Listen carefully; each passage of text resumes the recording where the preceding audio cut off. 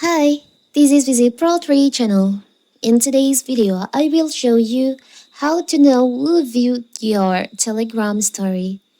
Before you get started, don't forget to subscribe and turn on the notification to keep you updated about this channel. So, let's go! Telegram is a popular messaging app that offers a range of features, including the ability to share stories. Just like on other social media platforms, you might be curious to find out who viewed your story on Telegram. And in this video, I will show you how to do it, how to see who just viewed your story on Telegram.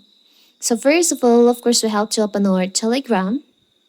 And now, as you can see, I just made a story on my Telegram. You can just tap on your story and you can see who viewed your story on here. You can just swipe up your screen like this. And here's if there's some people view your story will be appear on here in here on the viewers list. But because I just made this story, so no one see my story.